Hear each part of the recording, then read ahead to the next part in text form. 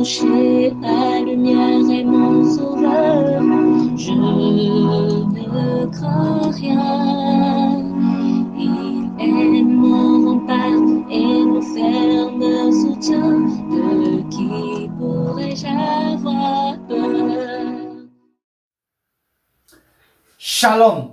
Nous avons aujourd'hui la croquette biblique numéro 306, tirée de Job au chapitre 36, du verset 8 au verset 12. Commençons déjà par prêter attention au tout dernier verset, le verset 7 qui était lu lors du précédent passage, donc avant le passage d'aujourd'hui. Le verset 7 disait: il ne détourne pas les yeux de dessus les justes, il les place sur le trône avec les rois et il les y fait asseoir pour toujours afin qu'ils soient élevés. Donc, dans les circonstances normales, on peut le voir, les yeux de Dieu restent toujours sur les justes. Maintenant, le verset 8 donc, qui constitue le début du passage du jour, introduit une réalité. Que dit-elle, cette réalité? Que dit-il, ce verset?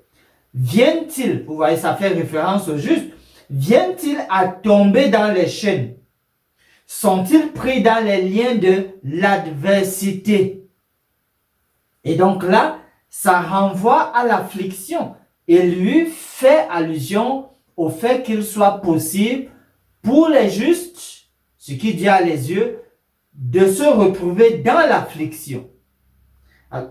Dans la suite du passage, après le verset 8, Élie dit, il, donc Dieu, leur dénonce leurs œuvres, leurs transgressions, leur orgueil.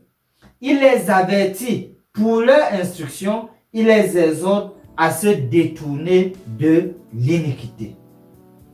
Le point ici pour Élie, c'est de dire que même ces justes-là qui finalement se retrouvent dans l'adversité, dans l'affliction, ces justes-là ont dû avoir dans le passé des transgressions, des péchés.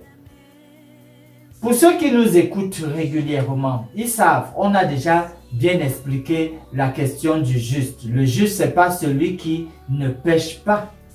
Et donc, dans ce sillage-là, voyons donc, envisageant la possibilité qu'il y ait des péchés dans le passé qui rendraient donc responsable la situation actuelle du juste dans l'affliction, et lui va faire allusion à la repentance. C'est ainsi qu'il dit, pour finir le passage du jour, s'ils écoutent et se soumettent, ils achèvent leur jour dans le bonheur, leurs années dans la joie. S'ils n'écoutent pas, ils périssent par le glaive, ils expirent dans leur aveuglement. Donc clairement, Élie va mentionner que voilà, si ces justes peuvent se repentir, alors ils vont être introduits au contentement, les choses vont finalement s'arranger, mais s'ils ne le font pas, c'est plutôt la mort dont ils auront à souffrir. En guise de promesse, souvenons-nous très bien, Romains 3, versets 23 et 24, il a dit car tous ont péché et sont privés de la gloire de Dieu. Mais surtout le verset 24, et ils sont gratuitement justifiés par sa grâce. Et donc, chers amis, peut-être que ce n'est pas forcément à cause d'un péché précis, spécifique que vous avez fait qui vous pousse à vous retrouver dans cette situation. Mais n'oublions pas toujours que dans le passé, on a dû faire ce qui ne glorifie pas Dieu, pas pour justifier que bon, voilà, la juste rétribution soit donc ce que vous souffrez, mais pour dire qu'en réalité, on compte sur la grâce de Dieu, sur sa faveur. Réclamer cette faveur, cette grâce pour que son nom soit glorifié dans votre vie et dans votre expérience avec lui. Finissons par ce mot de prière. Notre Créateur et Dieu, tu nous connais même au-delà de ce que nous pouvons imaginer. Tu sais comment l'angoisse et l'amertume peuvent dévaster n'importe qui d'entre nous.